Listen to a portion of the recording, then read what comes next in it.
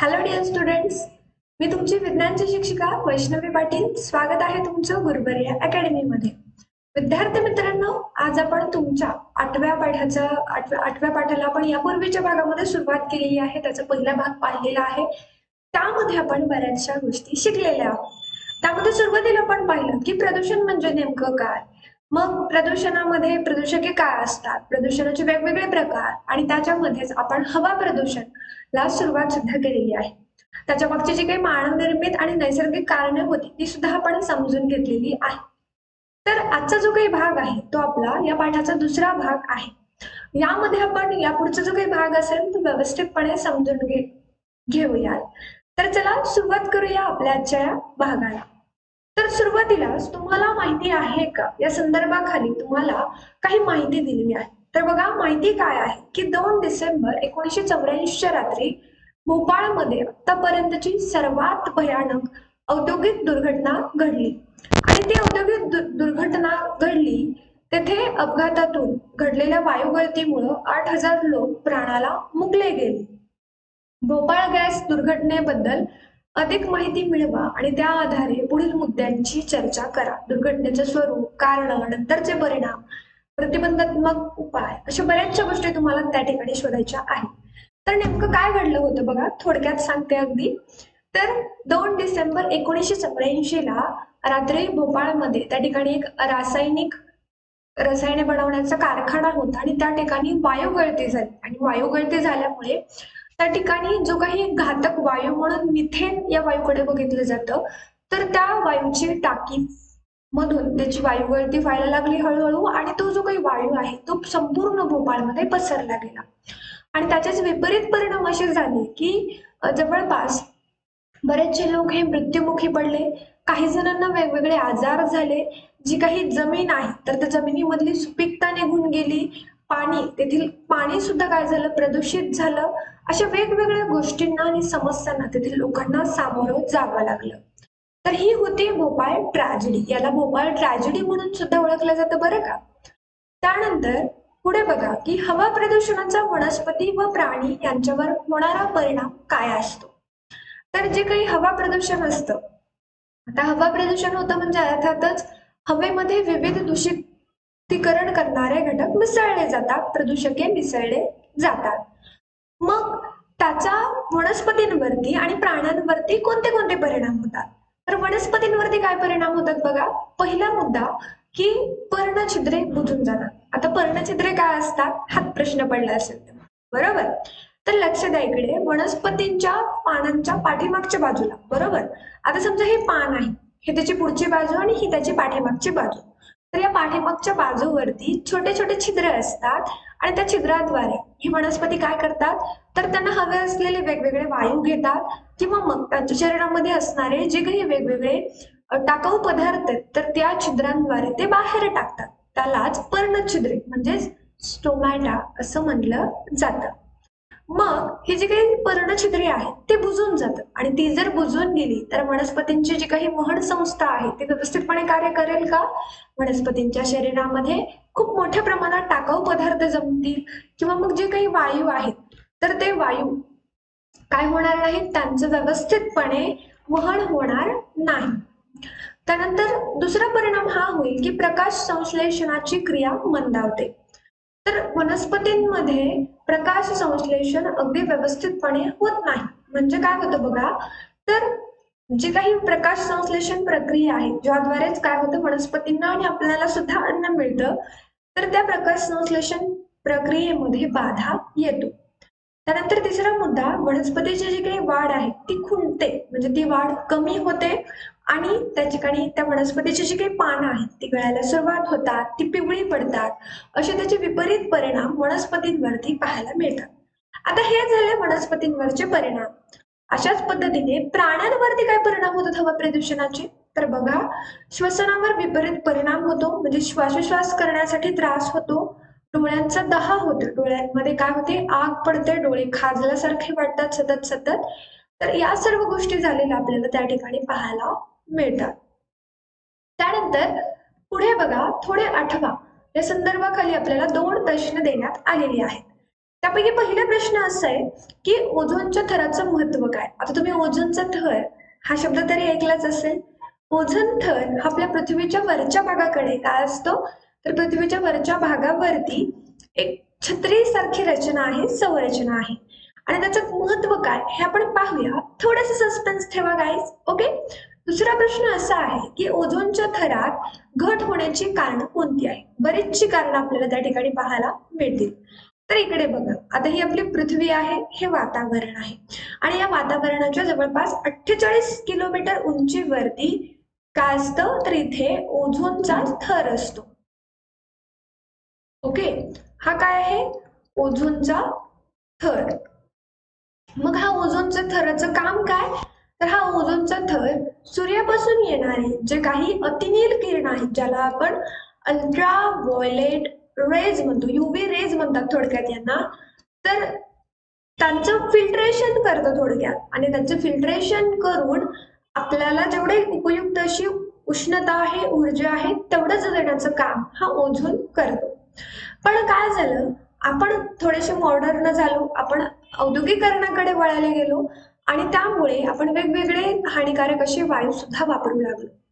म्हणूनच त्या ठिकाणी जे काही ओझोनचा थर आहे त्या ठिकाणी त्याच्यामध्ये मोठ्या प्रमाणामध्ये छिद्र पडलेले आपल्याला पाहायला मिळतात. आणि त्यामुळे जे काही अतिनील किरण आहेत ते डायरेक्टली काय होतात, तर पृथ्वीवरती येतात. आणि ते जर पृथ्वीवरती डायरेक्टली येत असतील तर त्याचे विपरीत परिणाम संपूर्ण सजीवांवरती होतात, मग ते वनस्पती असो किंवा प्राणी असो. ओके. तर बघा आता ओझोन थराचा ऱ्हास किंवा नाश कशा पद्धतीने होतो. आपण पूर्वी अभ्यासलं आहे की वातावरणाच्या स्थितांवर या थराच्या खालच्या भागात ओझोनचा थर आढळतो. सूर्यापासून उत्सर्जित होणाऱ्या अतिनील किरणांपासून अल्ट्राव्हायोलेट युव्हीबी रेज ओझोन वायूचा थर पृथ्वीवरील सजीवसृष्टीचं संरक्षण करतो. परंतु आता या ओझोन थराला खालील कारणांमुळे धोका निर्माण झाला आहे. ती कारण कोणती कोणती आहेत हे आपण पाहूया. पण बघा, वातावरणाचा कोणता थर इथे आपल्याला सांगण्यात आलेला आहे की स्थितांबर.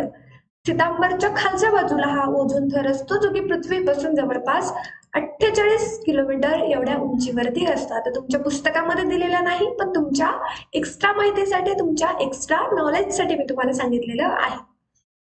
तर तुम्हाला समजलं की ओझोन काय असतो, त्याचं काम काय आहे. पण आता या ओझोनला काय होतंय, तर छोटी छोटी छिद्र पडत आहेत. आणि याला छिद्र पडत आहेत याचा अर्थ जेवढे काही सजीवसृष्टी आहे त्यांचं अस्तित्व धोक्यात आहे. मग त्याच्यावर परिणाम करणारे घटक कोणते किंवा कोणत्या कारणामुळे या ओझोनला छिद्र पडत आहेत ते आपण आता अभ्यासूया. पहिलं कारण आहे हरितगृह परिणाम व जागतिक तापमान वाढ. आता बऱ्याच वेळेला बऱ्याचशा मुलांचा या दोन्ही संकल्पनांमध्ये गोंधळ उडतो. तर हरितगृह परिणाम काय असतात किंवा जागतिक तापमान वाढ काय असते, याच्यामध्ये त्यांच्यामध्ये गोंधळ असा उडतो की ह्या दोन्ही संकल्पना सारख्या असाव्यात किंवा यांचा कुठेतरी संबंध असावा. अर्थातच त्यांचा संबंध आहे, पण या दोन्ही संकल्पना सारख्या नाहीत बरं का. ओके. तर बघा, लक्षात घ्या, आपल्या वातावरणामध्ये वेगवेगळे वायू असतात. ज्या पद्धतीने का ऑक्सिजन हा आपल्या उपयोगाचा वायू आहे, नायट्रोजन हा आपल्या उपयोगाचा वायू आहे, तर या उलट कार्बन डायऑक्साईड म्हणा, carbon monoxide, sulphur dioxide, chlorofluorocarbon हे सर्व वायू आपल्यासाठी हानिकारक आहेत, आपल्यासाठी घातक आहेत. तर त्यांचे काय परिणाम होतात हे आपल्याला या ठिकाणी पाहायचे आहे. तर बघा, CO2 म्हणजेच वातावरणात अगदी कमी प्रमाणात असला तरी तो सूर्याची उत्सर्जित ऊर्जा शोषून घेण्याचं अतिशय उपयुक्त काम करतो. मागील 100 वर्षांमध्ये औद्योगिकरणामुळे वातावरणामधील कार्बन डायऑक्साईडचं प्रमाण वाढलं आहे.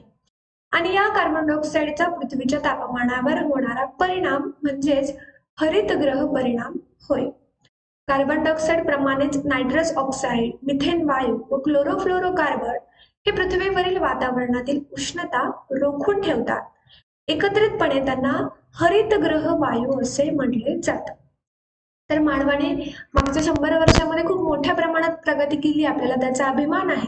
पण बघा, आपण नाण्याच्या दोन्ही बाजू बघतो का, बघत नाही. जेवढी आपण प्रगती केली तेवढ्याच प्रमाणामध्ये आपण पर्यावरणाचा सुद्धा ऱ्हास त्या ठिकाणी केला. तर 100 वर्षामध्ये आपण जे काही औद्योगिक प्रगती केली, औद्योगिकरण केलं, त्यामुळे वातावरणामधलं कार्बन डायऑक्साईडचं जे काही प्रमाण होतं, जे की निसर्गतः होतं, त्याच्यामध्ये खूप अधिक प्रमाणात वाढ झाली आणि त्याच्यामुळेच जो काही कार्बन डायऑक्साईड असेल, तर तो अगदी कमी प्रमाणात काय करतो, तर अगदी कमी प्रमाणात असला तरी तो सूर्याची उत्सर्जित ऊर्जा शोषून घेण्याचं अतिशय उपयुक्त काम करतो. आता कार्बन डायऑक्साईड आपल्यासाठी उपयोगाचं नाहीये असं आपण आत्ताच म्हणलं. पण बघा कार्बन डायऑक्साईड सुद्धा उपयुक्त आहे. कशासाठी? तर सूर्यापासून तो उष्णता शोषण्याचं काम त्या ठिकाणी करतो.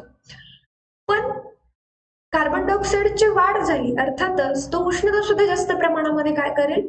शोषून घेईल आणि त्यामुळे पृथ्वीवरचं जे काही तापमान असेल तर ते वाढणार आहे. त्यानंतर बघा की कार्बन डायऑक्साईडचा पृथ्वीच्या तापमानावर होणारा परिणाम म्हणजेच हरितगृह परिणाम होय.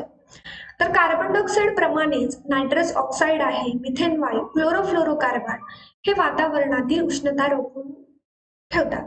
तर कार्बन डायऑक्साईड आहे, कोणते कोणते वायू उष्णता रोखून धरतात? क्लोरोफ्लोरोकार्बन आहे, नायट्रस ऑक्साईड आहे, तर हे किंवा मिथेन आहे CH4. ओके, तर हे 4 वायू वातावरणामधली जी काही उष्णता आहे त्यांना रोखून धरण्याचं काम त्या ठिकाणी करत असतात. जर तुम्हाला प्रश्न विचारण्यात आला की हरितगृह वायू कोणते कोणते आहेत सांगा, तर तुम्हाला लवकरात लवकर सांगता यायला हवं की carbon dioxide, chlorofluorocarbon, nitrous dioxide and methane. तर आता हा नायट्रस डायऑक्साईड ऐकला, मिथेन ऐकला, पण क्लोरोफ्लोरोकार्बन हा वायू कुठे आढळतो मॅम? तर आपल्या घरामध्ये रेफ्रिजरेटर असतात, ज्याला आपण शीत कपाट म्हणतो, ज्याला आपण फ्रीज म्हणतो बघा, तर किंवा एअर कंडिशनर ज्याला आपण AC म्हणतो, तर त्यांच्यामध्ये हे क्लोरोफ्लोरोकार्बन वायू वापरले जातात. त्यांचं प्रोडक्शन करण्यासाठी म्हणा किंवा त्यांचं जे काही काम आहे ते पूर्णपणे व्यवस्थितपणे होण्यासाठी हा वायू वापरला जातो. आणि मागच्या बऱ्याचशा वर्षांमध्ये या वायूचा वापर खूप मोठ्या प्रमाणात वाढलेला सुद्धा आहे. तर तुम्हाला समजलं की हरितगृह परिणाम काय असतो. अर्थातच आता या वायूंचं प्रमाण वाढलं म्हणजे ते उष्णता सुद्धा जास्त प्रमाणामध्ये शोषतील आणि उष्णता वाढली म्हणजे तापमानामध्ये सुद्धा वाढ होणार. म्हणूनच मी तुम्हाला सुरुवातीलाच म्हणलं की हरितगृह परिणाम आणि जागतिक तापमान वाढ याच्यामध्ये खूप जवळचा संबंध आहे. तर बघा आता की वाढत्या हरितगृह परिणामामुळे हळूहळू जागतिक तापमान वाढत चाललेलं आहे. हरितगृह परिणाम काय आहे की त्याचे जे काही 4 वायू आहेत कोणते कोणते परत आपण आठवूया. मिथेन आहे, क्लोरोफ्लोरोकार्बन, नायट्रस डायऑक्साईड आणि कार्बन डायऑक्साईड. मग हे वातावरणामधलं त्यांचं प्रमाण वाढलं. त्यांचं प्रमाण वाढल्यामुळे काय झालं तर त्यांनी उष्णता सुद्धा जास्त प्रमाणामध्ये शोषायला सुरुवात केली आणि त्यामुळेच आपल्या आजूबाजूला असलेलं जे काही वातावरण आहे तर त्याचं तापमान मोठ्या प्रमाणात वाढायला सुरुवात झाली आणि त्यामुळेच आपण पाहतो की त्याला आपण तापमान वाढ म्हणतो. यामुळे हवामानामध्ये बदल घडून आले आणि त्यामुळे पिकांचं उत्पादन, वन्यजीवांचं वितरण यात बिघाड झाले. तसेच हिमनग व हिमनद्या वितळून समुद्र पातळीमध्ये वाढ दिसून येत आहे. तर याचे फक्त असेच परिणाम झाले का की हरितगृह वायूंमुळे फक्त तापमान वाढलं का? नाही, तर तापमान वाढल्यामुळे बऱ्याचशा गोष्टी घडून आल्या. हवामानामध्ये सुद्धा काय झाले बदल घडून आले आणि त्या बदलांमुळेच पिकांचं उत्पादन असेल, वन्यजीव म्हणजे जे काही वनांमध्ये राहणारे वेगवेगळे जीव असतात त्यांचं वितरण असेल किंवा मग वेगवेगळे हिमनग म्हणजे ज्याला आपण बर्फाचे मोठे मोठे पर्वत म्हणतो किंवा हिमनद्या आहेत तर त्या वितळायला लागल्या आणि त्या वितळून ते पाणी कुठे जातं? मग आता हिमनद्या वितळल्या किंवा नद्या कुठे जाऊन मिळतात तर समुद्राला जाऊन मिळतात. मग या हिमनद्या सुद्धा समुद्राला जाऊन मिळतात. मग ह्या हिमनद्यांकडून पाणी वितळून समुद्रामध्ये गेलं आणि त्यामुळे समुद्र पातळीमध्ये वाढ झाली आणि त्यामुळे बऱ्याचशा वर्षांपासून समुद्र पातळीमध्ये वाढ झाल्यामुळे समुद्र किनारी असणारे जे काही लोक आहेत त्यांना पुराच्या संकटांना सामोरं जावं लागते. आता या वर्षी तर बघा आपल्याकडे बऱ्याचशा ठिकाणी दुष्काळी भाग म्हणून आपल्याला ओळखलं, बऱ्याचशा भागाला महाराष्ट्रामध्ये तर दुष्काळी भाग म्हणून ओळखला जातो. उदाहरणामध्ये बघा मराठवाडा असेल तर त्या ठिकाणी सुद्धा पूर आलेला आहे. तर इतके मोठ्या प्रमाणामध्ये बदल झालेले आपल्याला या ठिकाणी पाहायला मिळतात. त्याच नंतर बघा आता पुढे की दुसरा परिणाम करणारा घटक कोणता की ओझोनला डिप्लेशन येतंय, म्हणजे ओझोन थरामध्ये छिद्र पडतायत, तर त्यावर परिणाम करणारा दुसरं कारण काय, ते म्हणजे आम्लवर्षा. आम्लवर्षा म्हणजे काय, ज्याला आपण ऍसिड रेन, म्हणजे ऍसिडचा पाऊस पडतो का, नाही पडत. तर बघा, आपल्या वातावरणामध्ये वेगवेगळे चक्र कार्यरत असतात, ते अखंडपणे कार्यरत असतात. त्यांच्यापैकीच एक चक्र म्हणजे आपलं पाण्याचं चक्र. तर आपल्या पृथ्वीवरती जवळपास 71% एवढं पाणी आहे, तुम्हाला ठाऊक असेल. तर त्या 71% पाणी असल्यामुळे आता आपल्या पृथ्वीवरती उष्णता येते, तर त्या पाण्याचे काय होते, बाष्पीभवन होतं. ते बाष्पीभवन झाल्यामुळे ते बाष्प हवेच्या वातावरणाच्या वरच्या थरामध्ये जातं, आणि ज्या वेळेला त्या बाष्पाला काय होते, गारवा लाभतो, थंड असं वातावरण मिळतं, त्या ठिकाणी त्याचं छोट्या छोट्या पावसाच्या थेंबामध्ये रूपांतर होतं, आणि असे बरेचसे पावसाचे थेंब एकत्र येतात आणि ते जड व्हायला लागतात, आणि मग त्यावेळेला मात्र त्या ढगांमध्ये ते रोखले जाऊ शकत नाहीत, आणि मग ते पृथ्वीवरती पावसाच्या स्वरूपात पडतात. हे काय झालं, हे आपलं पाण्याचं चक्र आहे. मग या पाण्याच्या चक्रामध्येच काय होतं, थोडासा बदल होतो, पण त्याचे परिणाम मात्र खूप भयंकर आहेत. तर बघा, आम्लवर्षा म्हणजे काय, तर कोळसा, लाकूड, खनिज तेल यांसारख्या इंधनाच्या ज्वलनातून सल्फर व नायट्रोजन यांची ऑक्साइडे वातावरणात सोडली जातात. आपण बरेचसे वेगवेगळे इंधन वापरतो वेगवेगळ्या कामांसाठी. वेगवेगळी खनिज तेल वापरतो, उदाहरणामध्ये पेट्रोल डिझेल आपण गाड्यांसाठी वापरतो, कोळसा लाकूड आपल्या घरामध्ये वेगवेगळ्या स्वयंपाक करण्यासाठी म्हणा किंवा वेगवेगळ्या प्रक्रिया करण्यासाठी वापरले जातात. पण त्यांच्या ज्वलनातून जेव्हा आपण त्याला जाळतो, त्यावेळेला त्याच्यामधून खूप घातक असे वायू बाहेर पडले जातात, जसे की सल्फर व नायट्रोजनची ऑक्साईड. आणि मग ही ऑक्साईड काय करतात, ही पावसाच्या पाण्यात मिसळतात व त्यापासून सल्फ्युरिक आम्ल, आम्ल व नायट्रिक आम्ल तयार होतो. ही आम्ले पावसाचे थेंब किंवा हिमकणांमध्ये मिसळतात, आणि जो पाऊस किंवा बर्फ पडतो त्यालाच आपण आम्लवर्षा म्हणतो. तर समजलं तुम्हाला आम्लवर्षा काय असते. मग आता ही आम्लवर्षा पडते हे आपल्याला समजलं, पण त्याचे परिणाम काय होतात बघा. पण त्यापूर्वी ही आम्लवर्षाचं जे काही चित्र आहे ते लक्षात घ्या. आता बघा, या ठिकाणी एक कारखाना आहे, त्या ठिकाणी समजा कोळशाचं ज्वलन होतंय, आणि त्या ठिकाणी मग sulphur dioxide, nitrous oxide, carbon dioxide ही ऑक्साईड वातावरणामध्ये सोडली जात आहेत. पाण्याचं चक्र तर त्याचं त्याचं कार्य करतच असणार, आणि ही ऑक्साईड जाऊन काय होतात, ही आम्ल जाऊन पावसामध्ये मिसळतात, आणि त्या ठिकाणी आम्लवर्षा होते, आणि प्राणी व वनस्पती यांची मग हानी व्हायला सुरुवात होते. मग आता आपण आम्लवर्षाचे जे काही परिणाम आहेत ते परिणाम पाहणार आहोत. तर बघा, आम्लयुक्त पावसामुळे मृदेची व पाण्याच्या साठ्याची आम्लता वाढते. यामुळे जलचर प्राणी, वनस्पती व संपूर्ण जंगलातील जीवनाची हानी होते व संपूर्ण परिसंस्थेवर विपरीत परिणाम होतो. तर आम्लयुक्त पावसामुळे काय होतं, मृदा आणि पाण्याच्या साठ्याची जी काही आम्लता आहे, आम्लता म्हणजे काय, तर त्याचा जो काही सामू आहे पाण्याचा, तर तो सामू वाढतो, आणि तो सामू वाढल्यामुळे ते जे काही पाणी असेल तर ते आम्लारी बनतं.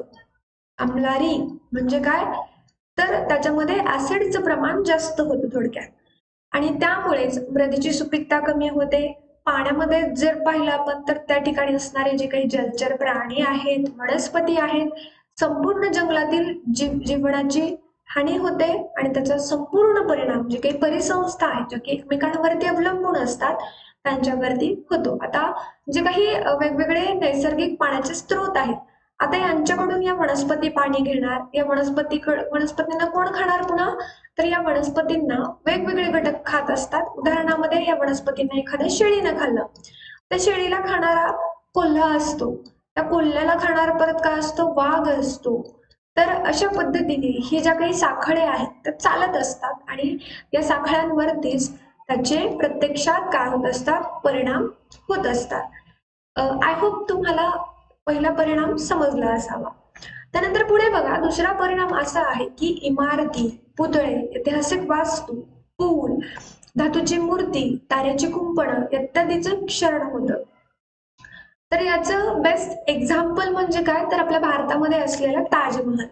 तुम्ही पाहिलं असेल, ताजमहलचा जो काही दगड आहे तो संगमरवर आहे, आणि त्याच्यावरती ऍसिड रेन म्हणा किंवा मग हवा प्रदूषण म्हणा, तर याचे एवढे वाईट परिणाम होत आहेत की तो जो काही दगड आहे तर तो झिजतोय. मग तशाच पद्धतीने वेगवेगळे इमारती आहेत. पुतळ्यांमध्ये म्हणाल तर इथे तुम्हाला पाहायला मिळेल पुतळे, ऐतिहासिक वास्तू आहेत, वेगवेगळे वस्तू संग्रहालय असतात, किल्ले असतात, तर त्यांचं सुद्धा क्षरण होतंय. पूल आहेत, धातूच्या वेगवेगळ्या मूर्त्या असतात, तारेची कुंपणं असतात, तर त्यांची झीज होताना त्या ठिकाणी आपल्याला पाहायला मिळते. आम्लपर्जन्यामुळे अप्रत्यक्षपणे कॅडमियम आणि मर्क्युरी सारखे जड धातू वनस्पतींमध्ये शोषली जाऊन अन्न साखळीत शिरतात. तर या ऍसिड रेनमुळेच काय होतं, जे की खूप जड धातू असतात, म्हणजे जड म्हणजे ते वजनाने जड नसतात, तर ते सजीवांच्या शरीरामध्ये जड जातात. त्यांच्या शरीरामध्ये राहणं हे खूप कठीण मानलं जातं, किंवा ते जर एखाद्या सजीवाच्या शरीरात गेले तर ते लवकर बाहेर पडत नाहीत. त्यांचे खूप विपरीत परिणाम त्या शरीरावरती होतात. मग त्याच्यामध्ये कॅडमियम असेल, मर्क्युरी असेल, तर हे कॅडमियम आणि मर्क्युरी सारखे जड धातू वनस्पतींमध्ये काय केले जातात, शोषले जातात. मग त्या वनस्पतींना वेगवेगळे सजीव खातात, ती अन्नसाखळी पुढे तशाच पद्धतीने काय राहते, चालू राहते. आणि तशाच पद्धतीने हे कॅडमियम आणि मर्क्युरी त्या अन्नसाखळीमध्ये पुढे पुढे सरकवले जातात. त्यानंतर शेवटचा परिणाम असा आहे की जलाशयातील किंवा जलवाहिनीतील पाणी अम्लयुक्त झाल्याने जलवाहिनीच्या विशिष्ट धातूंचे व प्लास्टिकचे पेयजलात निक्षालन होऊन आरोग्याच्या गंभीर समस्या उद्भवतात. आता जर आपण बघितलं, वेगवेगळे जलाशय असतील, मोठे मोठे तलाव असतील, नद्या असतील, तर यांच्यामधलं पाणी आपण पिण्यासाठी, वेगवेगळे घरगुती काम करण्यासाठी वापरतो. मग हे पाणी जर अम्लयुक्त झालं तर वाहिनींच्या विशिष्ट धातूंचं व प्लास्टिकचं पेयजलात काय होतं, निक्षालन होऊन आरोग्याच्या गंभीर समस्या त्या ठिकाणी उद्भवलेल्या आपल्याला पाहायला मिळतात. म्हणूनच आपल्याकडे म्हणलं जातं बघा, पाणी पिताना त्याला उकळून प्यावं, किंवा मग सध्या तर आपण पाहतो की जवळपास 75% लोक हे फिल्टर्ड वॉटर पितात. त्यामुळे काय होतं, तर जे काही वेगवेगळे आजार आहेत किंवा असे जे काही वेगवेगळे आम्लयुक्त पाऊस असेल तर त्याचे परिणाम आपल्या शरीरावरती होत नाही. त्यानंतर पुढे बघा की आता हवा प्रदूषण झालेलं आहे, त्याची कारणे सुद्धा आपण पाहिलेली आहेत. पण हे हवा प्रदूषण होऊ नये म्हणून याच्यावरती प्रतिबंधात्मक उपाय आपण करायला हवे. तुम्हाला एक म्हण माहिती आहे का? म्हण अशी की एखादा आजार होऊन बरा होण्यापेक्षा तो आजार होण्यापूर्वीच घेतलेली काळजी कधीही चांगली. तर अशा पद्धतीचे हे प्रतिबंधात्मक उपाय, म्हणजे हवा प्रदूषण झाल्यानंतर आपण त्याच्यावरती काम करूयात असं नव्हे, तर ते घडण्यापूर्वी किंवा ते होण्यापूर्वीच आपण त्याच्यावरती कार्य करूयात, ते कमी करण्यासाठी आपण उपाययोजना करूयात आणि त्याची अंमलबजावणी करूयात अशा पद्धतीने. तर बघा, कारखान्यातून बाहेर पडणाऱ्या धुरात अनेक दूषित कण असतात. हवा प्रदूषण नियंत्रित करणाऱ्या यंत्रणेचा वापर बंधनकारक करावा. उदाहरणामध्ये निरोधक यंत्रणा, ज्याला आपण अरेस्टर्स म्हणतो, गाळणी यंत्र, ज्याला आपण फिल्टर्स म्हणतो, यांचा वापर करावा. आता कारखान्यामध्ये काय होतं, तर बरेचसे वेगवेगळे घातक पदार्थ बाहेर सोडले जातात. पण ज्या वेळेला धुराड्यातून ते धूर बाहेर सोडले जातात तर त्याच्यामध्ये खूप मोठ्या प्रमाणात दूषित कण असतात आणि हवा प्रदूषण नियंत्रण करणाऱ्या यंत्रणेचा वापर बंधनकारक असतो. म्हणजे उदाहरणामध्ये निरोधक यंत्रणा असेल, गाळणी यंत्र असेल, यांचा वापर आपल्याला करावाच लागतो. त्यानंतर दुसरं आहे की शहरातील दुर्गंध पसरविणाऱ्या कचऱ्याची योग्य अशी विल्हेवाट लावावी. तिसरं आहे आण्विक चाचण्या, रासायनिक अस्त्रे यांच्या वापरावर योग्य नियंत्रण असावं. आणि चौथा आहे क्लोरोफ्लोरोकार्बन म्हणजे निर्मितीवर बंधने आणावी. त्यानंतर तुम्हाला माहिती आहे का, या संदर्भाखाली आपल्याला छोटीशी माहिती दिलेली. तर बघा काय माहिती आहे की हवेच्या गुणवत्तेचा निर्देशांक, ज्याला आपण एअर क्वालिटी इंडेक्स म्हणतो, तर आपल्या शहरातील हवा कितपत प्रदूषित झाली आहे ही गोष्ट नागरिकांना माहीत असणं आवश्यक आहे. हवेच्या गुणवत्तेचा निर्देशांक निश्चित करण्यासाठी हवेतील sulphur dioxide, carbon monoxide, nitrogen dioxide, भूपृष्ठाजवळील हवेत असलेला ओझोन, कणीय पदार्थ वगैरे वायूंचं प्रमाण दररोज मोजलं जातं. मोठ्या शहरांमध्ये जास्त रहदारी असणाऱ्या मुख्य चौकात असे हवेच्या गुणवत्तेचे निर्देशक दर्शवणारे फलक लावलेले आहेत. त्यामुळे काय होतं, लोकांना समजतं की आपल्या आजूबाजूला किती प्रदूषण आहे आणि आपण त्याच्यासाठी काय काय करायला हवं. म्हणजे आपण सार्वजनिक वाहतुकीचा वापर करायला हवा, जास्तीत जास्त प्रमाणामध्ये आपण वैयक्तिक वाहतूक टाळायला हवी, कमीत कमी प्रमाणामध्ये आपण इंधनांचा वापर करावा, या सर्व गोष्टी त्या ठिकाणी आपल्याला लक्षात येतात. माहिती आहे का तुम्हाला या संदर्भाखाली आपल्याला एक छोटासा भाग दिलेला की सल्फरयुक्त हवा, प्रदूषकांचा रंगकाम, तैलचित्र, नायलॉन कापड, सुती कपडे, रेयॉन कपडे, का कातडी वस्तू आणि कागद यावर परिणाम होऊन त्याच्या रंगात बदल झालेला आपल्याला पाहायला मिळतो. हवेमध्ये जर सल्फरचं प्रमाण वाढलं तर काय होतो, तर रंगकामामध्ये त्याचे बदल आपल्याला पाहायला मिळतात. तैलचित्राचे रंग बदलतात, नायलॉनच्या कपड्यांचे रंग बदलतात. एवढेच नव्हे तर सुती कपडे, रेयॉनचे कपडे, कातडी वस्तू याचे सुद्धा रंग बदलतात. कागदांचा सुद्धा रंग बदललेला आपल्याला पाहायला मिळतो. तर इतके घातक हे वेगवेगळे वायू असतात. त्यानंतर आता आपण पाहणार आहोत प्रदूषणाचा दुसरा प्रकार, तो म्हणजे जलप्रदूषण.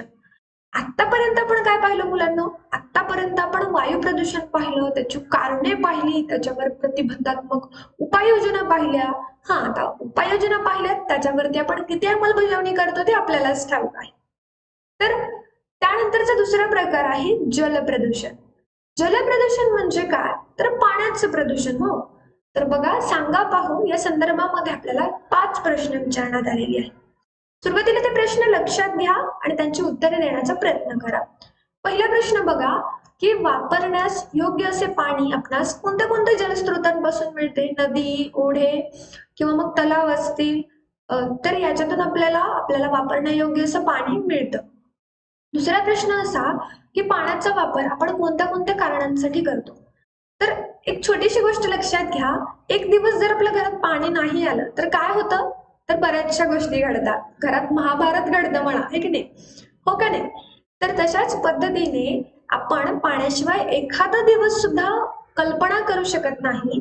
याचाच अर्थ पाण्याशिवाय कोणत्याही प्रकारचं काम आपल्या घरामध्ये तरी होत नाही. उदाहरणामध्ये सकाळी अंघोळ करणं असेल, शौचालयाला जाणं असेल, कपडे धुणं, भांडे धुणं, स्वयंपाक करणं, या सर्व गोष्टींसाठी पाण्याची गरज असते. त्यामुळे आपण वेगवेगळ्या कारणांसाठी पाण्याचा वापर करतो.